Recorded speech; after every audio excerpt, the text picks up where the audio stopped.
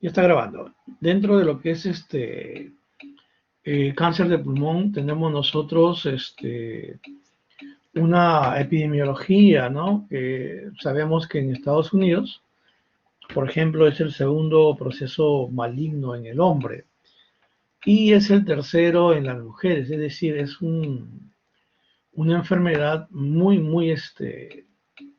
frecuente, ¿no? Dentro de todos los cánceres que tenemos en la población a nivel nacional. En el Perú también, por supuesto. El otro punto importante es que es la primera causa de muerte, ¿no? Eh, por todos los cánceres en ambos sexos. Esto ocurre en el 28% de los casos, ¿no? En otros países, por ejemplo, como México, en el año 98 ocupó el noveno lugar como causa de muerte para todas las causas de muerte en ese país. Por lo tanto, el estudiar el cáncer es muy importante, ¿no? En términos de mortalidad y en términos también de años de vida perdidos, ¿no? Esto significa que el cáncer de pulmón es el peor de los que nosotros podemos emplear, de los tumores malignos, ¿no?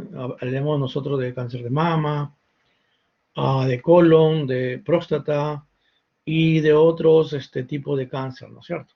Como de recto, por ejemplo. Muy bien.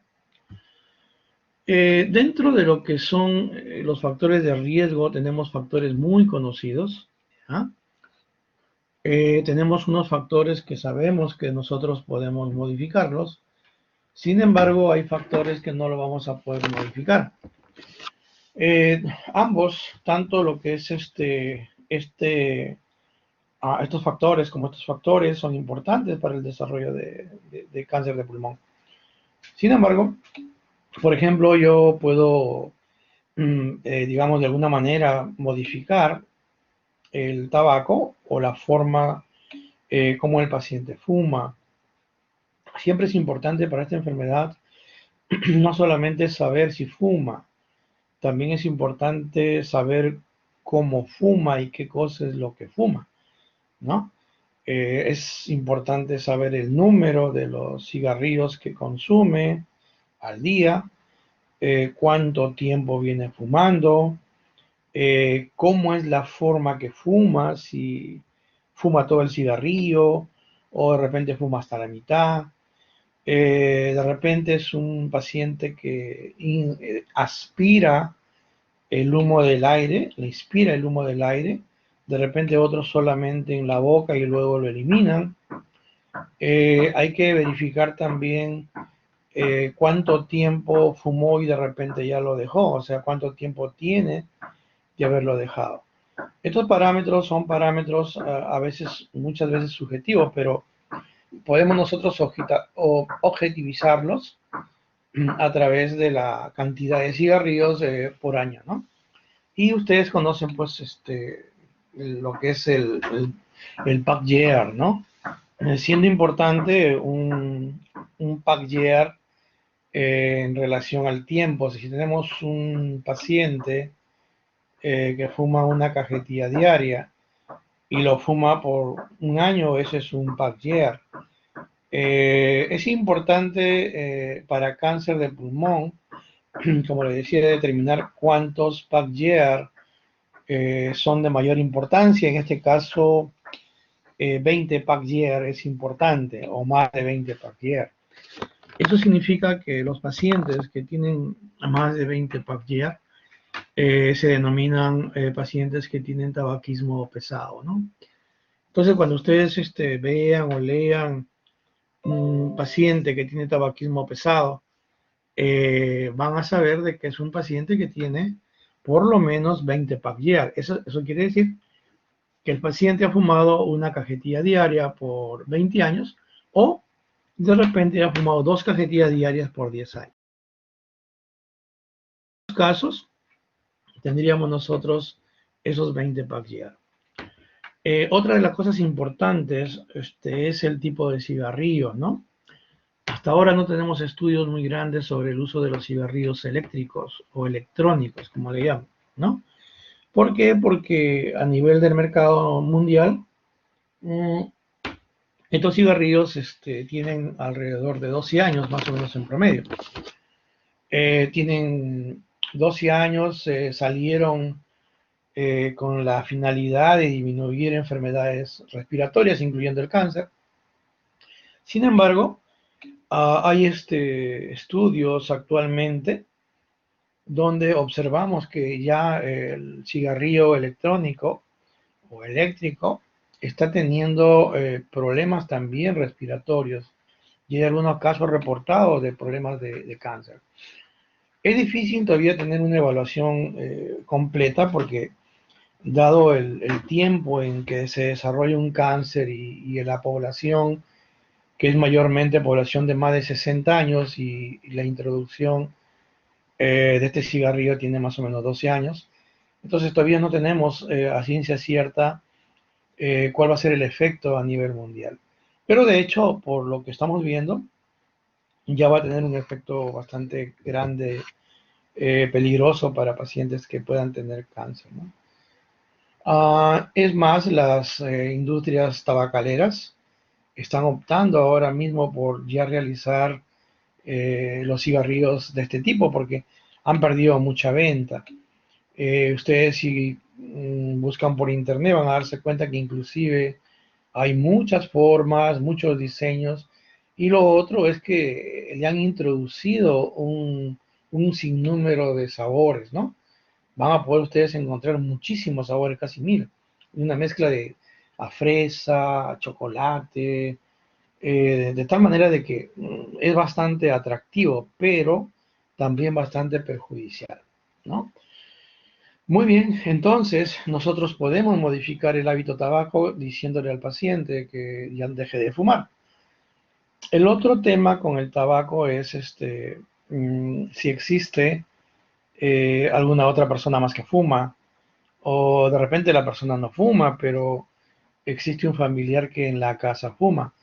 Eso denomina al paciente como un fumador pasivo, que en términos de factores de riesgo también son tan importantes y diría más importantes para lo que es el concepto de cáncer de pulmón. La dieta también es otro de los factores, vamos a ir desarrollándolo poco a poco, la dieta, qué tipo de dieta tiene el paciente, lo podemos modificar, el trabajo que tiene, trabaja en mina, trabaja con lugares donde hay polvo o exposición a elementos inorgánicos o a elementos orgánicos que de alguna manera podrían estar dañando el pulmón. O de repente están trabajando sin las medidas necesarias de seguridad respiratoria, ¿no? Estoy hablando del uso de máscaras, por ejemplo, ¿no? Y otros posibles factores modificables que podríamos emplear, ¿no? Por ejemplo, se habla mucho ahora del componente del estrés, ¿no? Que de alguna manera podría tener algún efecto dentro de no solamente cáncer, sino de otras enfermedades. Pero a la par, tenemos también factores que no son modificables. Usted no puede modificar la edad, no puede modificar el sexo, aún usted lo opere a la paciente, no puede modificar el sexo. Las hormonas están ahí, la raza tampoco y la parte genética menos. Es decir, si nosotros trabajamos en desarrollar un trabajo de prevención, lo que podemos hacer es trabajar entre los factores modificables. Si no lo vamos a poder hacer en los que ya están establecidos. La edad va avanzando, el sexo no cambia, la raza y la genética tampoco, ¿no? Pero sí, por ejemplo, si genéticamente nosotros sabemos que el paciente tiene antecedentes de familiares que han fallecido, directos, puede ser mamá, papá, que han fallecido de cáncer de cualquier lugar, y más todavía si han fallecido de cáncer de pulmón, entonces tenemos que buscar la forma que este paciente pues no tenga un contacto directo con factores que podrían iniciar en este paciente que tiene una predisposición genética a desarrollar cáncer más adelante. En el Perú no tenemos todavía una cultura médica preventiva bastante, digamos, bastante avanzada, ¿no? Eh, Es muy, muy, muy frecuente de que venga un paciente al consultorio y les diga, ¿sabe qué? Mire, yo no tengo nada, pero quiero hacerme un examen y quiero ver si tengo algo. Tengo padres que han tenido esta enfermedad y entonces ya se recurrirá a hacer el estudio respectivo, ¿no? Hay otros países que sí tienen este tipo de evaluación. Por ejemplo, Japón, a partir de los 40 años, todas las personas tienen que pasar anualmente por un examen bastante completo. Ellos emplean lugares establecidos, otros son lugares que lo van armando y van yendo en cada lugar. Entonces pasan desde un simple examen de laboratorio en todo un día hasta una resonancia o una tomografía, ¿no? Lógicamente que uno podría decir que esto podría generar un mayor gasto al Estado. Sin embargo, el que yo pueda detectar un paciente, por ejemplo, con cáncer de pulmón inicial, y le doy un tratamiento que lo va a curar, me saldría mucho más barato que el paciente tenga un cáncer no curativo quirúrgicamente, donde tenga que gastar muchos medicamentos para tratar su cáncer, ¿no? Y de repente tampoco voy a poder emplear la cirugía, pero sí voy a utilizar mucho más tiempo los hospitales con el costo respectivo, ¿no? Entonces, hablar sobre factores de costo-beneficio siempre es mucho más rentable la parte preventiva, ¿no? No solamente para cáncer de pulmón, sino también para todos los tipos de cáncer que son muy frecuentes en la población. Muy bien. Dentro de lo que es, por ejemplo, la edad, nosotros sabemos que la edad, pues, a medida que avanza, a mayor edad, mayor posibilidad de un cáncer, ¿no? Igual en pulmón, a mayor edad, mayor posibilidad de un cáncer de pulmón, ¿no? Por ejemplo, si ustedes quieren tener una cifra, antes de los 30 años, ¿no? Digamos que es menos de uno en cada 100.000 personas, ¿no? Es bastante infrecuente. No es que no haya, sí hay pacientes así, pero son menos de uno por cada 100.000, ¿no? Eh, Cuando el paciente está, miren, entre los 70 y 74 años de una edad avanzada, no se olviden también que nuestra esperanza de vida se ha incrementado un poco. Entonces llegamos hasta 329 por cada 100.000. Miren qué cantidad ha aumentado solamente considerando la edad, ¿no? Entonces acá es mucho más fácil poder encontrarnos con un paciente con cáncer, ¿no?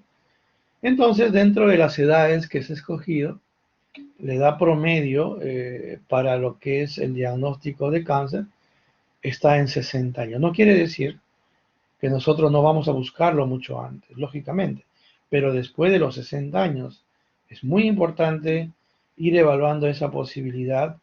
Podemos hacer un examen de, por ejemplo, tomografía anual. Podemos hacer también marcadores tumorales específicos para algún tipo de cáncer, ¿no? Anualmente. Todo eso es recomendable.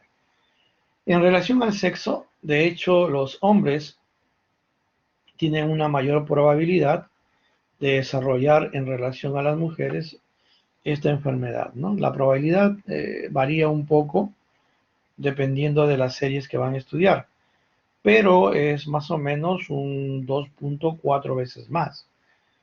Estas cifras pueden cambiar dependiendo de la cultura que tenga cada lugar o cada país, ¿no? Hasta el año 1970, siempre en todos los lugares eran mucho más los hombres que las mujeres, porque el cigarro significaba, digamos, una imagen o daba una imagen de hombría, ¿no? Entre comillas, ¿no? Sin embargo, ya a partir de ese año, con el tema de la igualdad y de la liberación femenina, Entonces las mujeres también fueron adoptando las mismas costumbres que el hombre. Entonces fue fumando más. Este tipo de hábito, este tipo de movimientos culturales, sociales, incrementó el uso de cigarrillos en la mujer. Y por lo tanto, también incrementó el cáncer en las mujeres. Entonces, las probabilidades entre el hombre y la mujer ya se fueron reduciendo cada vez más, ¿no? Dependiendo, como les digo, de esa posibilidad. En la sierra, ya yendo un poco a nuestro país, no tenemos mucha posibilidad de cáncer por cigarro, ¿no? Pero en la sierra tenemos otro problema, que es el humo de la leña.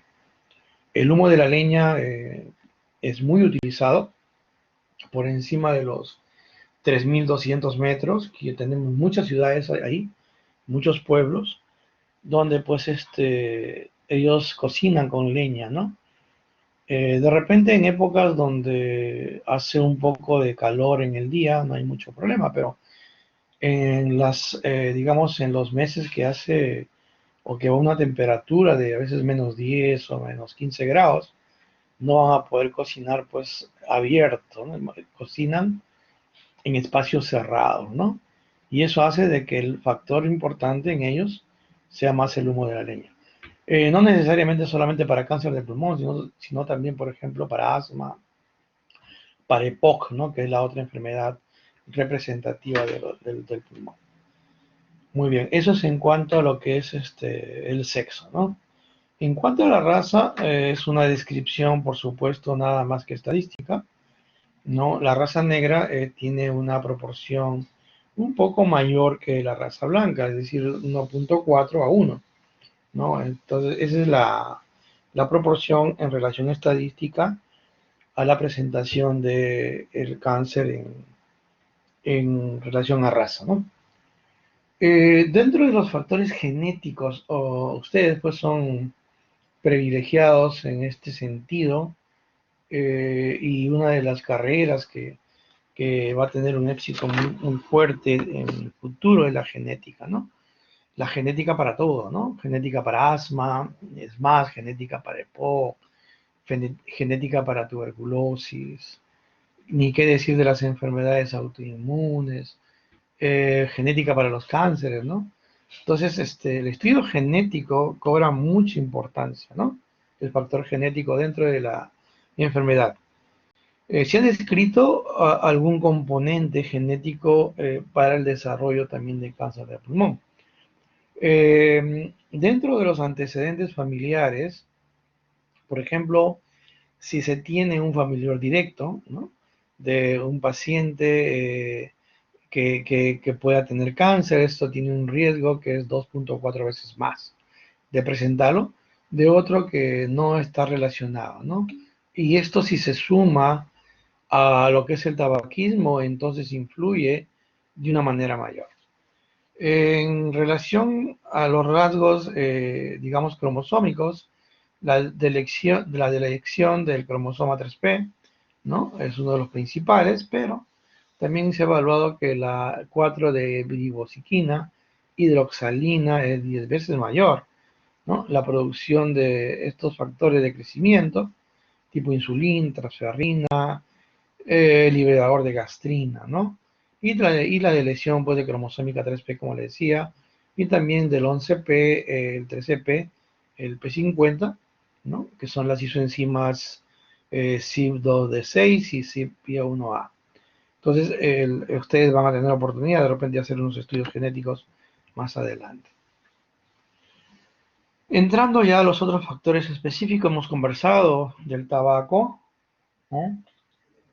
Podríamos decir que el tabaco es el principal o la principal causa de cáncer de pulmón. Eso es un hecho, ¿no? Hasta ahora no hay ningún otro factor o ninguna otra causa que sea mucho mayor como la presencia del tabaco. Los fumadores, por lo tanto, los que fuman, tienen un riesgo de 20 veces mayor de desarrollar cáncer que aquellos que no fuman. ¿Y por qué se compara con aquellos que no fuman? Porque también tenemos pacientes que no fuman y hacen cáncer, ¿no? Pero de hecho, miren ustedes, es una relación muy grande, ¿no? Ya tener una relación de 20-1 es bastante grande, ¿no? Es causa de más o menos el 87% de los cánceres pulmonares en varones y de igual modo, porque el porcentaje es casi igual, 85% en lo que es cáncer de pulmón de las mujeres. O sea, prácticamente tenemos una causa casi comparativamente igual. Ahora, se relaciona en 97 a 91%, tanto en el hombre como en mujer, con el cáncer de células pequeñas, ¿no?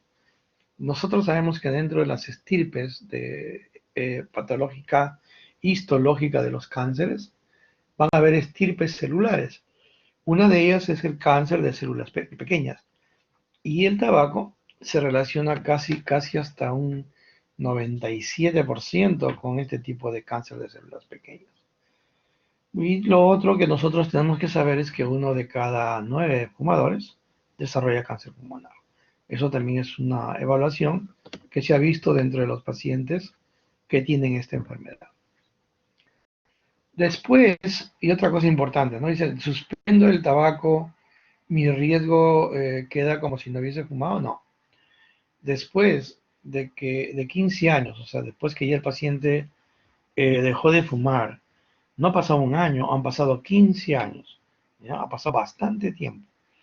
El riesgo, de todas maneras, para desarrollar cáncer de pulmón es 1.5. O sea, sigue siendo todavía importante y más que en los pacientes que no fuman, aún habiendo dejado de fumar más de 15 años. El riesgo, lógicamente, en los fumadores pasivos que desarrollan se va a duplicar, inclusive se va a triplicar en este grupo que desarrolla o tiene cáncer de pulmón porque fue fumador pasivo. Y es responsable del 25% de los cánceres pulmonares en no fumadores. El contacto de un niño con un fumador durante 25 años, ¿no? Bastante tiempo, va a duplicar en ese niño, cuando sea adulto, la posibilidad de que tenga un riesgo de sufrir cáncer de pulmón. Dentro de la dieta, ya hemos conversado, las dietas deficientes en vitamina A, las dietas deficientes en beta-caroteno, en vitamina E, en selenio, ¿no? De alguna manera están relacionadas con la aparición de cáncer de pulmón. Por lo tanto, nosotros para poder disminuir ese riesgo, las dietas que se deben emplear son dietas que tengan vitamina A, que tengan beta-caroteno, que tengan vitamina E y que tengan selenio, ¿no? Y lo otro que también es un grupo bastante importante, sobre todo en nuestro país, es la exposición laboral, ¿no? Sabemos que dentro de la exposición laboral tenemos un componente de trabajo estable, un trabajo que tiene todos los cuidados necesarios cuando tiene este tipo de sustancias que puedan causar algún tipo de cáncer de pulmón. Pero sin embargo tenemos algunas empresas que son informales, ¿no? No diría algunas, son muchas empresas informales. De tal manera de que la exposición laboral nos va a llevar a que sea un vínculo importante para desarrollar un riesgo de cáncer de pulmón, ¿no? Y ahí tenemos algunas también profesiones conocidas, los panaderos, por ejemplo, los pacientes que trabajan en cocina, ¿no? Con humo. Nuestra cocina peruana es una de las mejores, pero hay comida que se prepara pues con bastante humo. Los pacientes obreros de construcción, ¿no? Ahí hay varias cosas en que están implicadas. Una de las principales, por ejemplo, es el cemento. Los pacientes mineros, ni qué se diga, ¿no? Todas las sustancias minerales van a actuar como factores de riesgo. Los plomeros, los pacientes que trabajan en impresora, por la tinta, los alfareros, por el polvo, los que trabajan en el caucho, los que están trabajando en astilleros, y los choferes o conductores de camiones, ¿no? Con la exposición que tienen tanto a lo que llevan como a lo que están respirando en el medio ambiente. Y por supuesto también los choferes de la ciudad, ¿no? ¿Cuáles son los principales componentes que nosotros podemos relacionarlo con el cáncer de pulmón aparte del tabaco? Tenemos varios.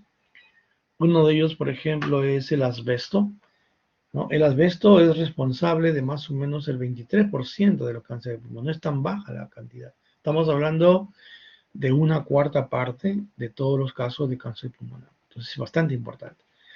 El asbesto va a provocar los tipos predominantemente de células pequeñas, igual que el tabaco, pero también de células escamosas. Afecta a aquellos pacientes que están expuestos por el trabajo que tienen, por ejemplo, los astilleros, los que están fabricando cemento, los plomeros, los conductores de camiones, los que trabajan en las fábricas de Eternit, por ejemplo. Entonces, todos ellos tienen un componente importante para el contacto de asbesto. También tenemos aquellos que trabajan con otras sustancias, como por ejemplo el arsénico. El arsénico, ¿no?, afecta a obreros que trabajan en la fundición, o de repente que trabajan con agua de pozo, ¿no?, artesanales, ¿no? Y tenemos también otra fila de implicaciones, como por ejemplo el cadmio, los que trabajan en baterías, el cromo para los albañiles, el clorometil éter, ¿no?, aquellos que trabajan en madera, el radón para los isótopos alfa en minas de uranio, y la radioterapia, por supuesto, y algunas enfermedades también. Un paciente que ha tenido, por ejemplo, tuberculosis, deja de todas maneras en más o menos grado una cicatriz pulmonar. Estas secuelas pulmonares van a predisponer o van a tener una mayor posibilidad de desarrollar un cáncer de pulmón. El 8% de ellos pueden desarrollarlo en el lapso de 10 años. De hecho, dentro de lo que son las cicatrices pulmonares, ¿no?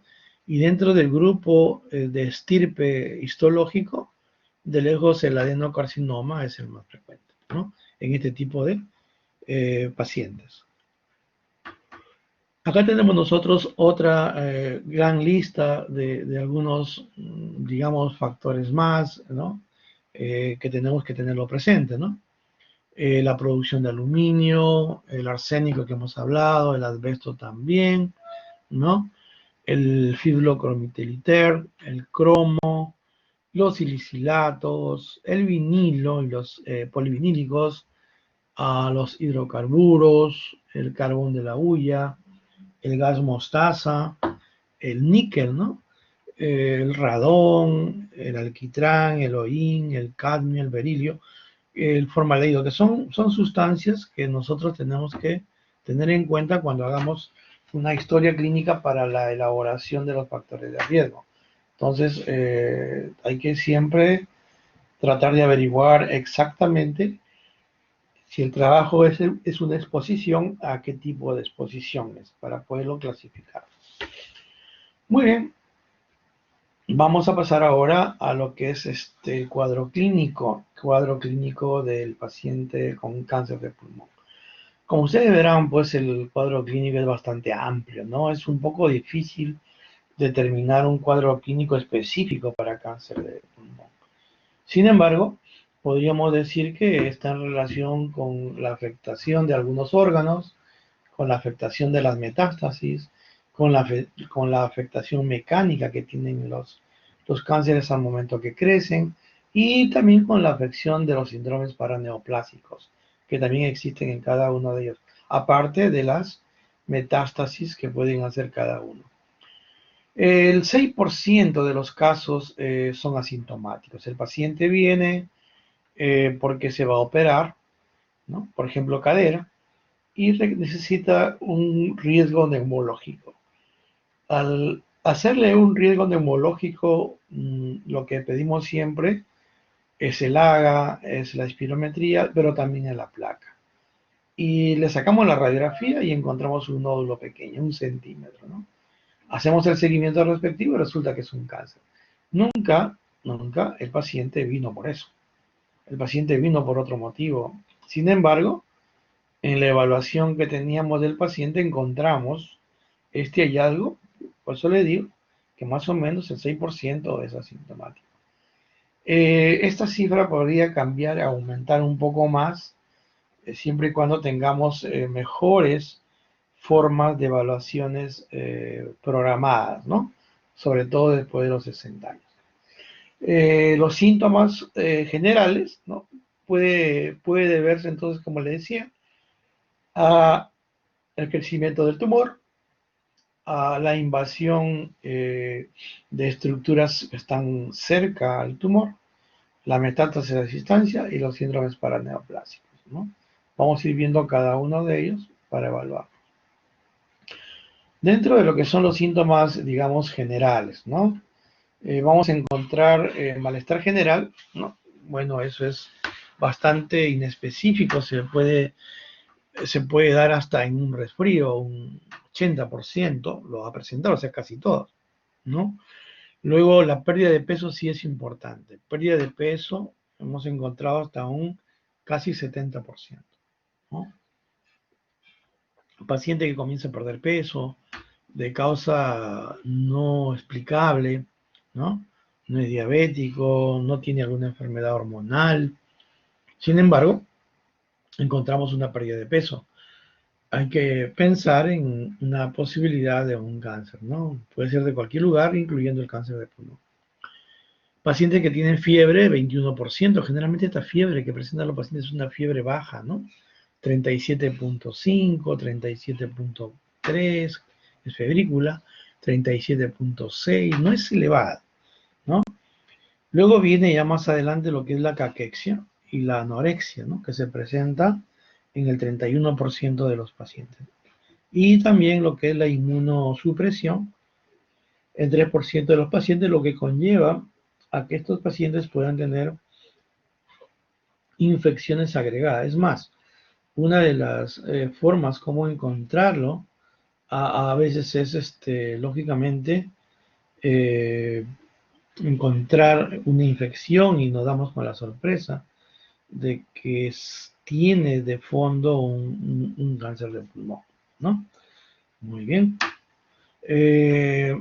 Luego tenemos nosotros los síntomas locales, o sea, qué es lo que va a producir el cáncer de acuerdo a la presentación.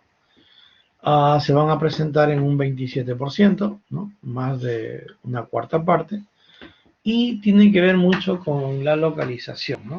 Hay tumores que se van a localizar en la parte central del pulmón y hay otros que se van a localizar en la parte periférica. Entonces, dependiendo, ¿no? Dependiendo de que si es central o es periférica, vamos a tener nosotros los respectivos sintomatologías. Si el cuadro es un tumor local, central, perdón, vamos a tener sintomatología como tos, hemoptisis, disfonía, estridor, atelectasias, disneas, sibilancias y dolor, ¿no? Si el tumor no es central pero es periférico, entonces vamos a tener tos, pero ya no hemoptisis. Vamos a tener dolor en la pared torácica, ¿no? Característico por infiltración a veces de lo que es la pleura parietal. Dolor en el hombro, en el brazo, esto es más frecuente en el tumor de Pancos. Disnea y derrame pleural en 20% de los casos. Y síntomas de abscesos pulmonares, ¿no? Y también, por supuesto, el síndrome de Horner, que es miosis, que es tosis, anhidrosis ipsilateral y tumor de Pancos, ¿no? Que es lo que es el síndrome de Horner. Entonces, la sintomatología va en relación a la presentación central o periférica. En cuanto a los síntomas por invasión regional, no del cáncer. Si el cáncer comprime el nervio laríngeo, ¿no? Sea por un compromiso propio o por una metástasis linfática, vamos a tener el paciente con una ronquera o de repente hasta una disfonía o a veces inclusive hasta la pérdida de voz, ¿no? La disnea la encontramos por compromiso del nervio frénico, con una parálisis del diafragma, elevación del mismo, disminución de la capacidad pulmonar. Y la disfagia es cuando comprime el esófago.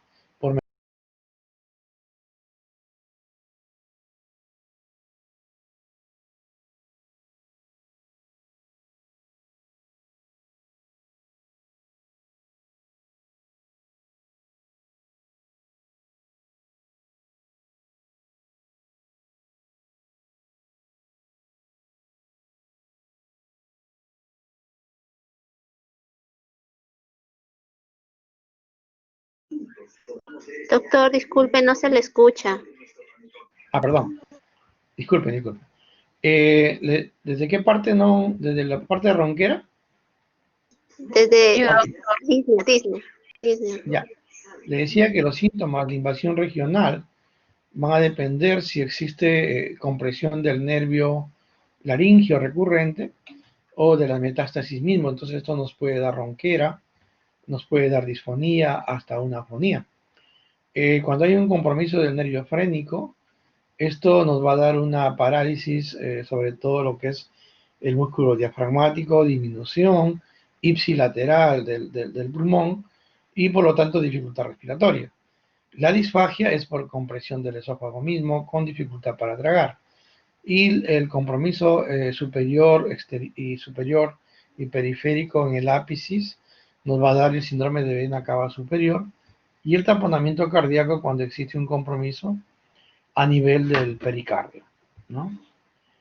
Muy bien, ¿cuáles son los síntomas de las metástasis? Bueno, en realidad habría que ver cuáles son los lugares más frecuentes, ¿no? Los lugares más frecuentes que afectan se afectan por el cáncer en metástasis están el cerebro, que es uno de los más frecuentes, el hueso, las glándulas suprarrenales, el hígado, la cadena linfática de la región cervical y las partes de las regiones supraclavicular y axilar, ¿no?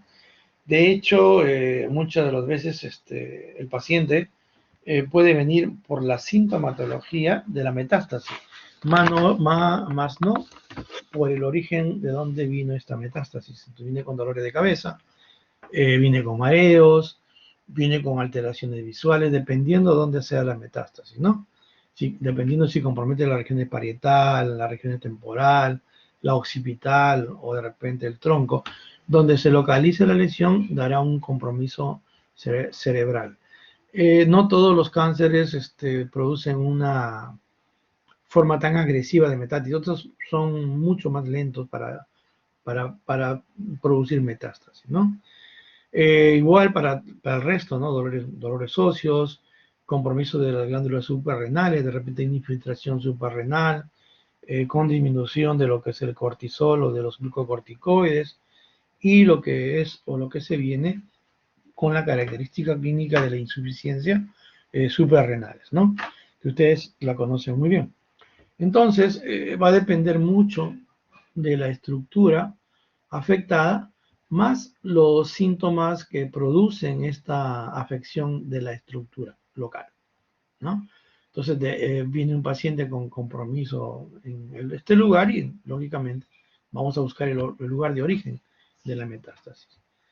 Dentro de los síndromes paraneoplásicos, son síndromes que se presentan ya no con que el mismo tumor esté presente en el lugar, a diferencia de la metástasis, sino que esto ocurre como síndromes que van a perjudicar o que van a aparecer sin que tengamos nosotros evidencia de un compromiso celular en esos lugares.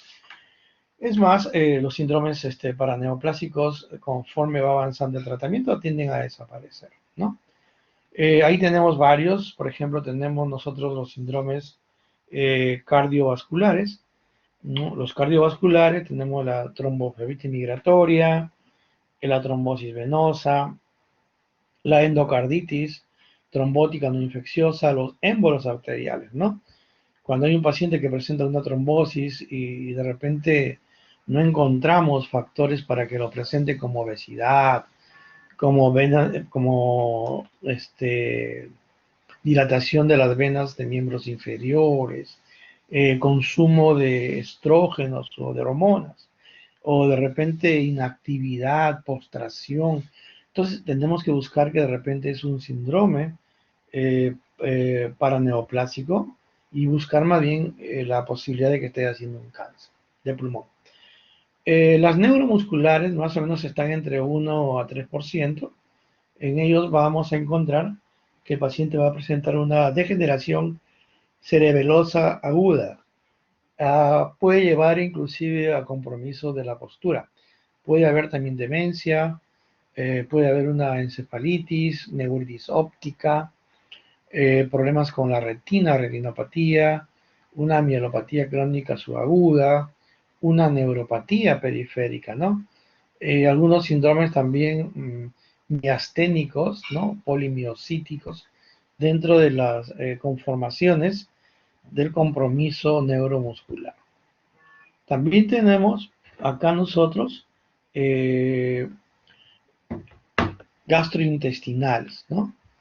En las gastrointestinales vamos a tener nosotros anorexia, caquexia y el síndrome carcinoide, ¿no? Y de los hematológicos que se presentan entre 1 a 4%, vamos a tener nosotros eritrocitosis, leucocitosis, síndrome o coagulación intravascular diseminada, anemia, hemorragias, ¿no? Y de los que son los endocrinológicos vamos a tener nosotros producciones de hormonas ectópicas.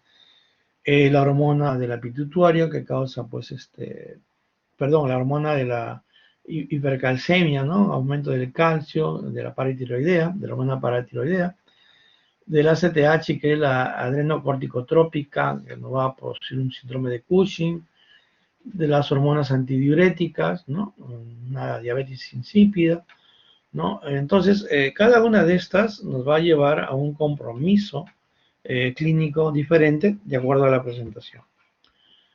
Los síndromes también que pueden estar presentes son el síndrome nefrótico, hay que buscar la causa, de repente es un cáncer de pulmón, la osteoartropatía pulmonar hipertrófica, eso lo vemos más frecuentemente en los cánceres de células grandes, el adenocarcinoma y el epidermoide, que es 1 a 10%.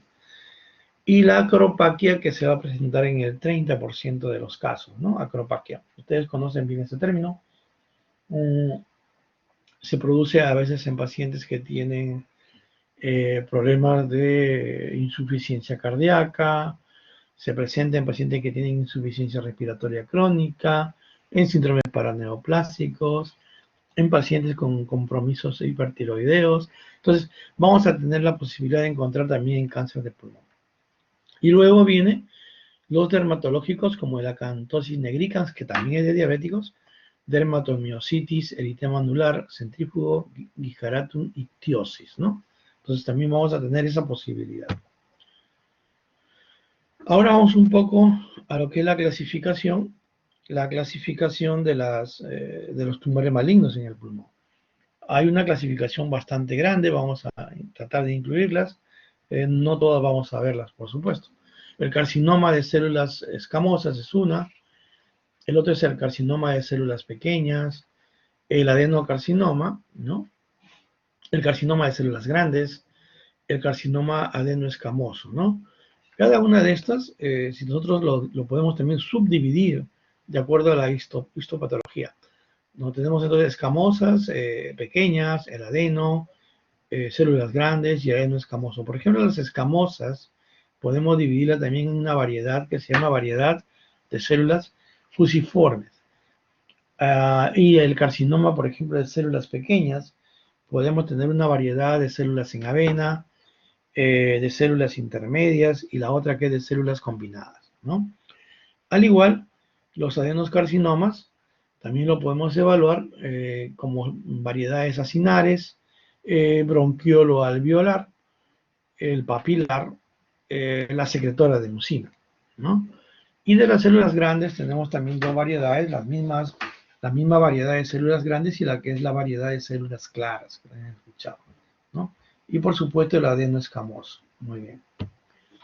Dentro de encontrar un cuadro histológico preferente es difícil.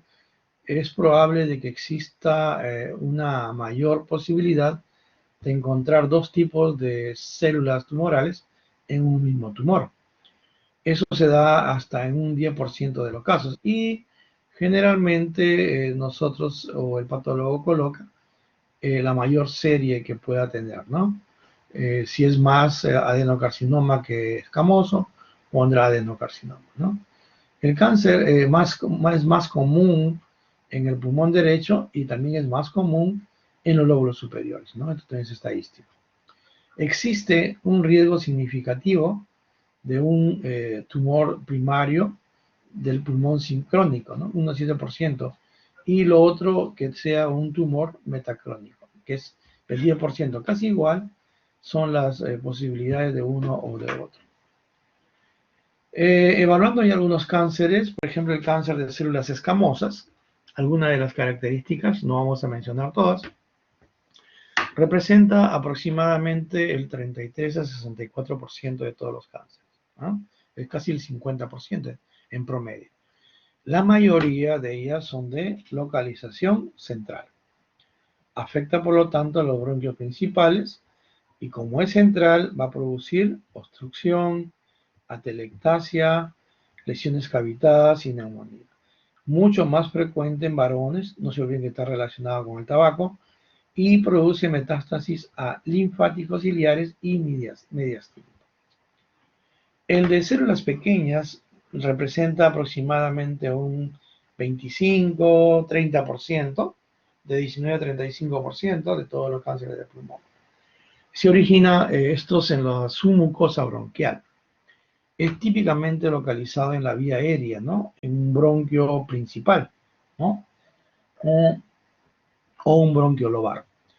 Lo interesante de estos cánceres de conocimiento es que metastizan muy rápidamente, solo que más rápido metastizan. Y esta metástasis es bastante amplia, porque no solamente va a un solo órgano, van a varios órganos. Por ejemplo, van a médula ósea, el 10 a 15%, a la hipófisis el 15%, con todo lo que lleva pues el compromiso pan-hipotiroidismo, ¿no? La tiroides 8%, los testículos 7% y la paratiroides 1%. Las metástasis óseas suelen ser de tipo osteoblásticas y tienen una estrecha relación con el tabaquismo, al igual que las escamosas. El adenocarcinoma en la mayoría se presenta ya no en la parte central, sino en la periferia y no puede asociarse con la vía aérea.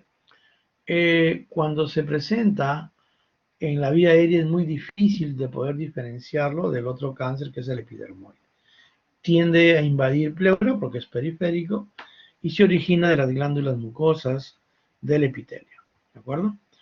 Y de los bronquiolos y zonas de fibróticas. Suele asociarse en algún paciente con linfoma Hodgkin. Es más frecuente, sí, en las mujeres que en los varones. Y representa, al igual de células pequeñas, más o menos un 20-30% de todos los cánceres de pulmón. Y tiene una gran capacidad metastásica, pero no es tan agresivo, ¿no? Como el anterior, pero sí es más agresivo que el epidermoide. El otro es de células grandes, ¿no? Representa un número menor, 2 a 5%, ¿no? De todos los casos. Generalmente son periféricos, ¿no? Son muy grandes, son voluminosos, pueden necrosarse o presentar varios focos de necrosis y pueden cavitarse hasta un 20 a 30% de los casos. Estos son los cánceres que a veces se confunden mucho como una TBS cavitada o una neumonía necrosada, ¿no? Y a la final llega a ser un carcinoma de células grandes cuando hacemos el estudio porque no mejora con el tratamiento que le hemos dado. Su diagnóstico es por exclusión y la metástasis en estos casos sí son tardías, ¿no? El pronóstico muy similar al adenocarcinoma y la variedad de las células gigantes son las que causan más rápidamente la muerte, dentro de las dos que tienen, ¿no? Las gigantes son las que causan más rápidamente la muerte. Y la variedad de las células claras puede confundirse con cáncer renal metastásico a pulmón. Es importante tener un buen patólogo porque a veces las muestras que tenemos mediante broncofibroscopía o biopsia por aguja son bastante pequeñas, de tal manera de que al tener una muestra pequeña tiene que ser un buen patólogo entrenado. Generalmente se prefiere un patólogo respiratorio para que nos pueda identificar y dar un diagnóstico correcto, ya que el tratamiento para cada uno de ellos no es necesariamente igual. El adeno escamoso, la incidencia varía según el método para realizar el diagnóstico. Si nosotros empleamos el microscopio electrónico y si se utiliza hallazgos ultraestructurales para el tipado, el diagnóstico es bastante importante, casi el 46% de todos los cánceres. Es decir, hay una proporción grande de carcinoma adenoescamoso que está siendo catalogado como otro tipo de cáncer. Si se emplea, por ejemplo, la microscopía de luz, es muy diferente al microscopio electrónico, vamos a encontrar que el diagnóstico está entre 0.4 a 4%. Ven ustedes la gran diferencia entre un diagnóstico por microscopía electrónica y otro por microscopio de luz. Generalmente son periféricos, ¿no? Y pueden ser muy difíciles de diferenciar del adenocarcinoma o del carcinoma de células grandes, ¿no? En este caso del adenoescamoso. Aparte de eso, tenemos otras manifestaciones o otros tumores malignos en el pulmón, ¿no? Uno de ellos, por ejemplo, es el displásico, que es el tumor in situ, los tumores de los tejidos blandos que entran hacia el pulmón. El otro es el mesotelioma maligno, ¿no? Que puede ser epitelial, mesenquimatoso, que es el fibrosarcomatoso, y el mixto, ¿no? Y algunos otros miscelánicos como el carcinosarcoma, el blastoma pulmonar, el melanoma maligno y el linfoma maligno, que están otras de las causas. Acá tenemos una tabla muy interesante para poder ver la localización según el tipo histopatológico. Tenemos acá la localización central y la periférica. Viendo el porcentaje de los cánceres de localización central, sabemos que el de células escamosas llega a casi un 83%, al igual que células pequeñas. Son más de localización central. Y en segundo lugar estaría pues el células grandes, hasta un 50%. Si hablamos de lo de localización periférica, la mayoría de esto lo ocupa el adenocarcinoma y le sigue también el de células grandes, que es mitad con la parte periférica. Eso quiere decir que no es absoluto, significa que, por ejemplo, el adenocarcinoma podría tener una posibilidad de ser central hasta un 29%, ¿no? Pero tiene una mayor chance de encontrarlo de manera periférica. Al revés, el de células escamosas podemos encontrarlo periféricamente hasta un 36%, pero más frecuentemente es a nivel central. Entonces, no es estricto, pero sí podemos hablar de la mayor frecuencia de dónde se puede encontrar. El otro es el efecto del tiempo de duplicación, ¿no? Esto también es importante para términos de pronósticos y tratamientos. El de células pequeñas, ¿no? El de células grandes, epidermoide y adenocarcinoma, tienen un tiempo medio de duplicación muy diferente. ¿Cuánto tiempo demora en duplicarse una estirpe de células pequeñas? 29 días. De células grandes, 86 días, casi igual que el epidermoide, que es 88 días, y el adenocarcinoma, que es de 161 días. Eso es importante porque en la duplicación del cáncer implica las manifestaciones clínicas que puedan hacer y el pronóstico también. Estos son los años transcurridos, ¿no? Los años transcurridos desde la transformación maligna hasta la aparición de las masas tumorales, donde nosotros clínicamente la vamos a poder observar. Me refiero a los exámenes de imágenes, ¿no? Por ejemplo, si tenemos un tumor de 1 centímetro, ¿no? Esto lo vamos a poder ver a los 2.4 años, si es células pequeñas, pero miren la diferencia con el adeno. Tendría que pasar 13 años, 13.2 años para poder tener un cáncer de 1 centímetro, que es bastante pequeño, ¿no? En una radiografía, en una tomografía es más fácil de observar. Pero ya cuando llega a 3 centímetros, miren, acá ha pasado a 2 años, 8 meses, ¿no? Más o menos 2.8. Acá, si se dan cuenta, primero que es más rápido, segundo que ha pasado muy poco tiempo, en 2.4 a 2.8 años, para que se produzca un crecimiento entre 1 a 3 centímetros. Acá no, acá ha pasado más tiempo, ¿no? Ha pasado prácticamente casi más de 2 años para que crezca 3 centímetros. Igual los grandes y los epidermoides. Y cuando tiene 10 centímetros, que es una cifra de un volumen tumoral en lo cual ya estamos pensando en que el paciente está pronto a fallecer, esto ocurre a los 3 células pequeñas, 9.4 años en células grandes, 9.6 años en células epidermoide y 17.6 en el adenocarcinoma. Entonces tenemos tumores de crecimiento lento y de crecimiento rápido, ¿de acuerdo? Que involucran, por supuesto, una muerte mucho más rápida y esta de acá una muerte más lenta a largo plazo. En cuanto a lo que es la diseminación metastásica del cáncer de pulmón, ¿no? Podemos hacerlo aquellos pacientes que tienen extensión directa, aquellos que tienen una extensión linfática o hematógena. La extensión directa es a través de órganos como la pleura visceral y también la pleura parietal, o que involucre la extensión hacia el pericardio, ¿no? Grandes vasos, ¿no? Lo puede llevar a grandes vasos o a la pared torácica, inclusive el diafragma o la columna vertebral, porque está cerca al pulmón. La invasión linfática ya involucra los temas bronquiales, los temas ciliares, ¿no? Los tumores, por ejemplo, derechos, van a llevar más la metástasis carina a traqueobronquiales y paratraqueales, ¿no? Ganglios. Y los tumores izquierdos, traqueobroncales, ventana aórtica, ¿no? Y mediastinales anteriores, ¿no? Y las hematógenas, bueno, de hecho no van a respetar, ¿no? Ningún tipo de lugar, van a cualquier lado porque están en sangre. Otra de las importancias es hacer un estadiaje. Vamos ya terminando, no se preocupen. El estadiaje, tenemos que tener un estadiaje para poder tomar decisiones tanto de diagnóstico, de evolución y de tratamiento, y también de pronóstico.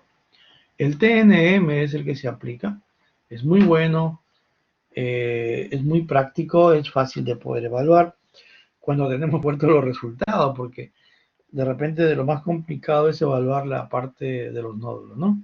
De los nódulos linfáticos me refiero. Entonces T significa tumor, N nódulos y nódulos linfáticos, y M son las metástasis a distancia. Cuando hablamos del T, tenemos que hablar nosotros T3, perdón, T0, TX, T in situ, ¿no? T3 no hay evidencia de tumor primario. TX el tumor demostrado por la presencia de células malignas en secreciones broncolopulmonares, ¿no? Pero no se van a visualizar ni con broncofibroscopía ni con radiografía. Y el TI1 o T in situ es el carcinoma que está todavía muy pequeño. El T1, ya propiamente dicho, está rodeado de pulmón o de pleura visceral. Es una de las características. ¿Qué más? El tamaño, el tumor es de 3 centímetros o menos en su diámetro mayor, ¿no? El tamaño.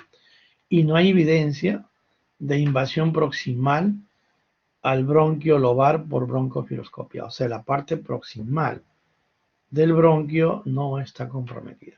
Estadio T1. El T2 es un tumor, primero, que tenga más de 3 centímetros, ¿no?, de diámetro. Ya está invadiendo la pleura visceral, produce atelectasia o una neumonitis obstructiva también, ¿no? La broncofibroscopía nos va a demostrar que ya hay una invasión al bronquio lobar, pero al menos a 2 centímetros distal de la carina. La atelectasia y la neumonitis no afectan al pulmón de manera entera. El estadio 3 ya no se toma mucho en cuenta el tamaño, puede ser cualquier tamaño, pero ya está invadiendo la pared torácica.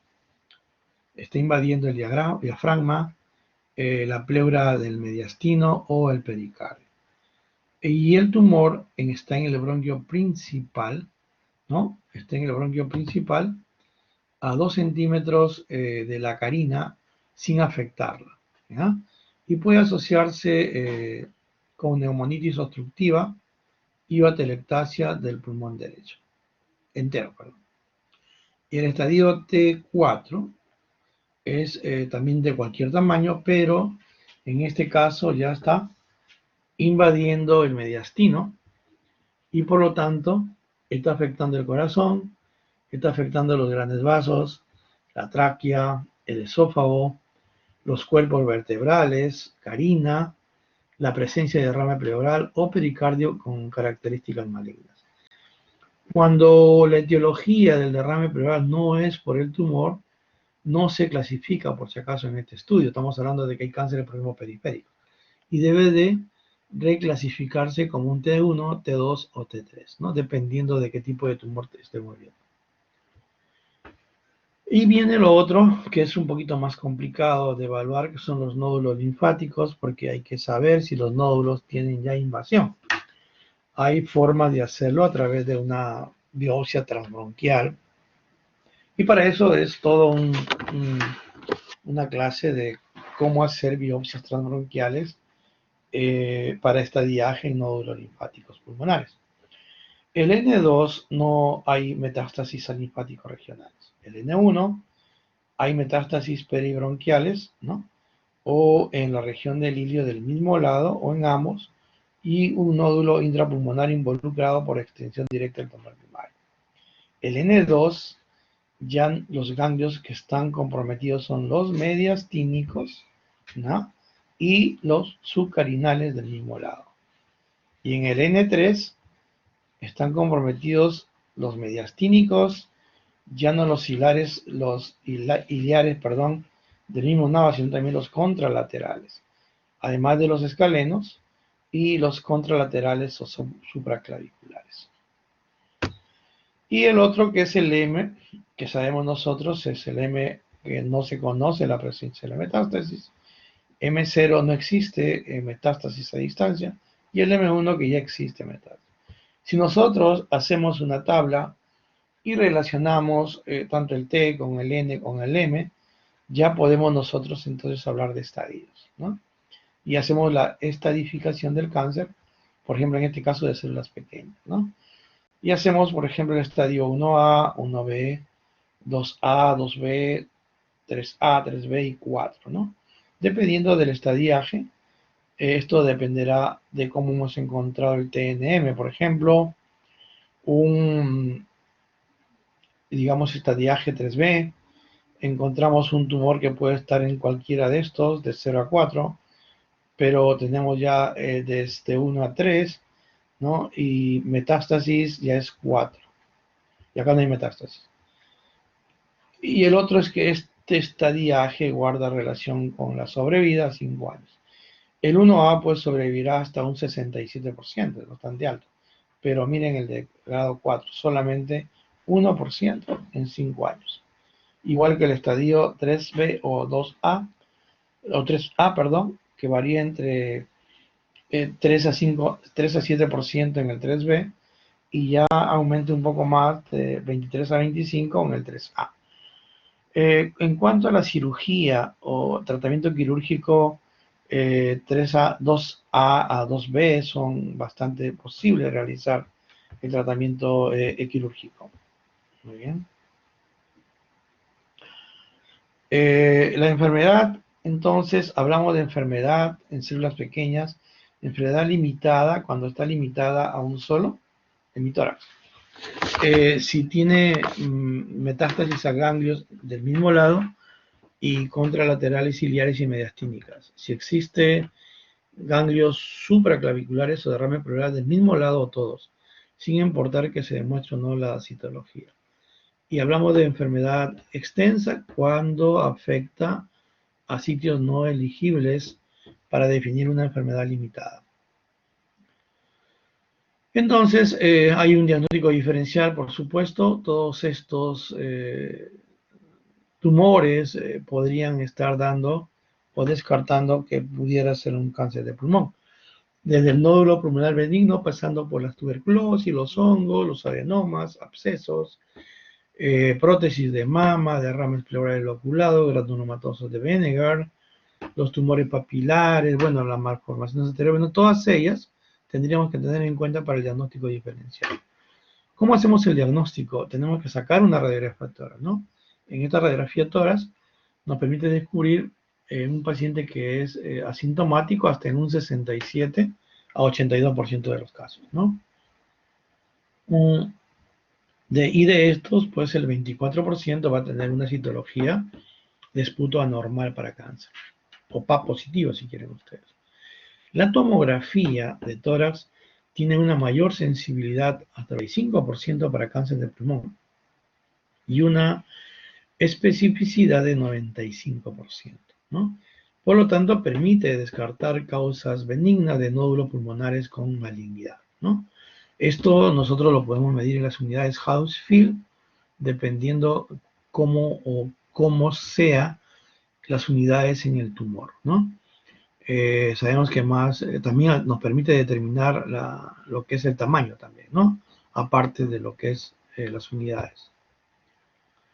La citología de esputo, importante para el diagnóstico, es un diagnóstico que nosotros podemos encontrar hasta un 78%, más frecuente, por supuesto, en los cánceres centrales.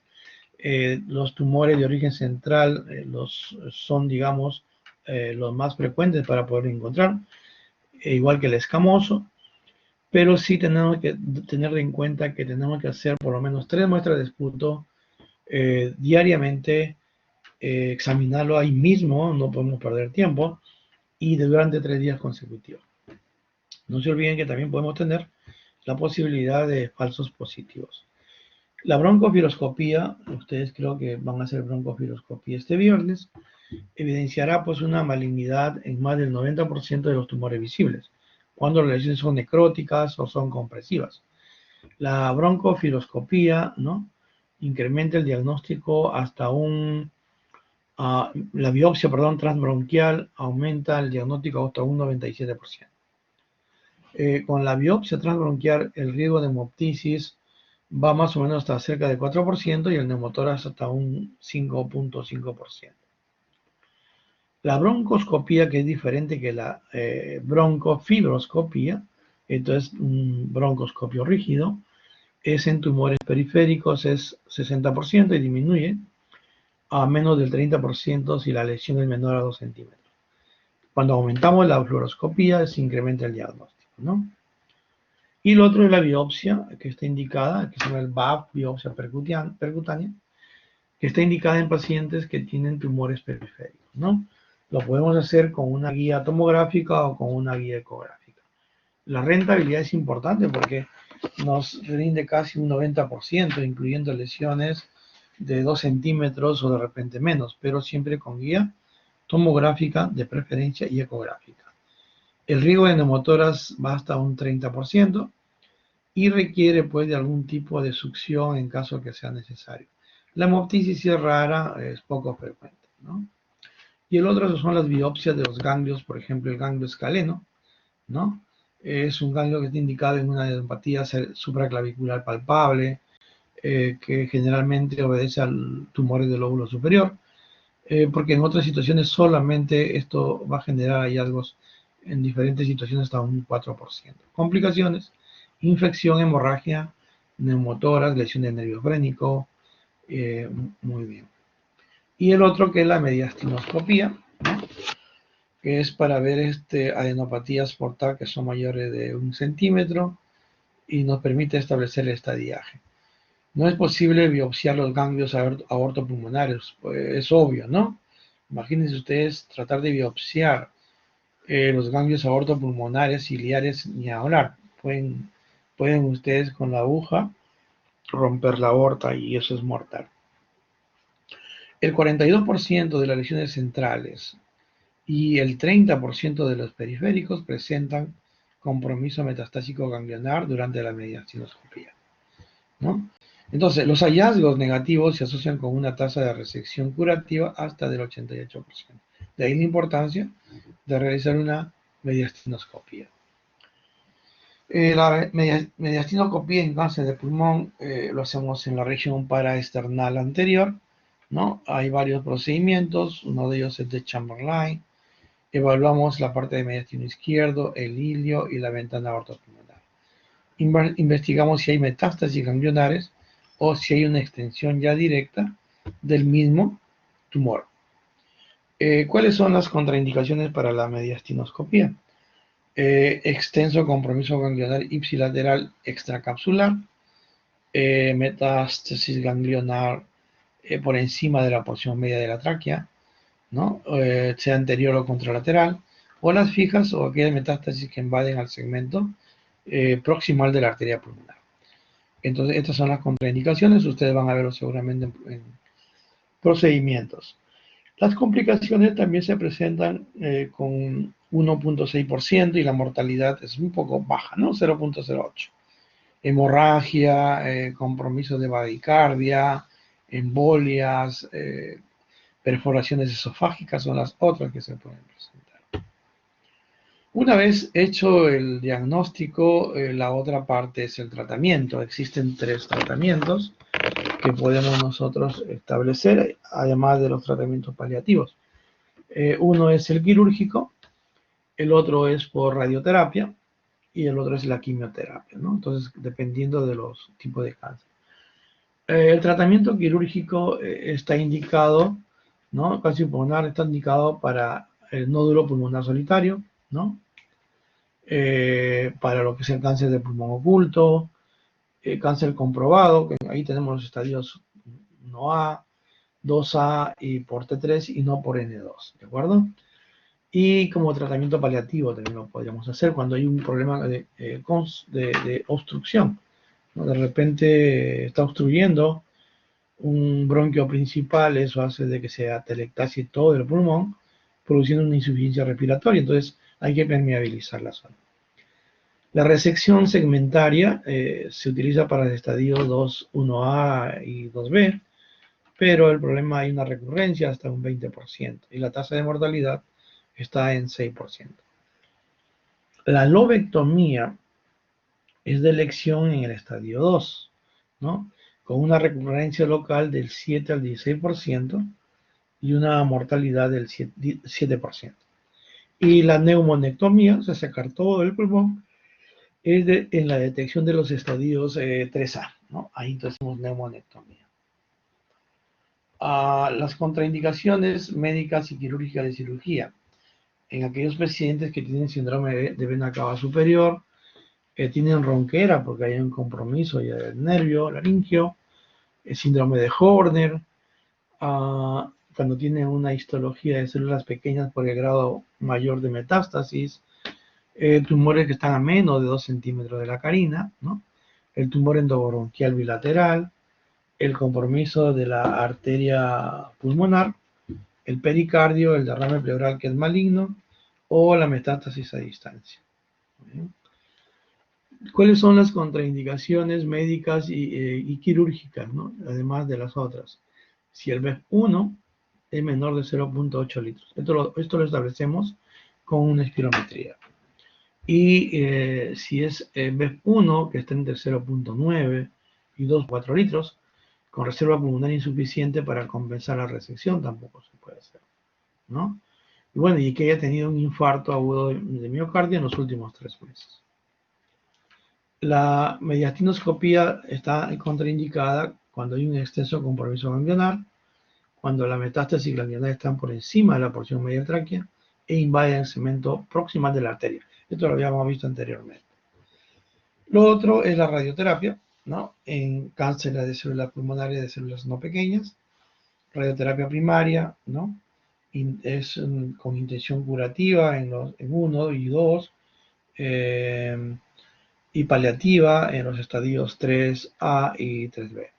La dosis es de 5.500 a 6.000 GHz, tasa de recurrencia es 30%, a pesar de 75% de posibilidad y sobrevida a menos de 5 años es de 10%. Y lo otro es la radioterapia coadyuvante solamente, ¿no? Cuando vamos a operarlo, o antes de operarlo, o de repente después de la operación, ¿no? La quimioterapia en el cáncer de pulmón de células no pequeñas, ¿no? Si es primario de pulmón, vamos a darle pues el 5-fluorescilo, la mostaza nitrogenada, la bimblastina, el cisplatino, ¿no? O más el 6-16. Como terapia ayudante en el preoperatorio también podemos utilizar lo mismo y la respuesta nos da en 56 a 75% mayor sobrevida si el estadio es 1 a 2 a 3A. Y también se puede hacer una quimioterapia postoperatoria, ¿no? Después que el paciente sobreviva, con una sobrevida de 5 a 8% posteriormente a esto.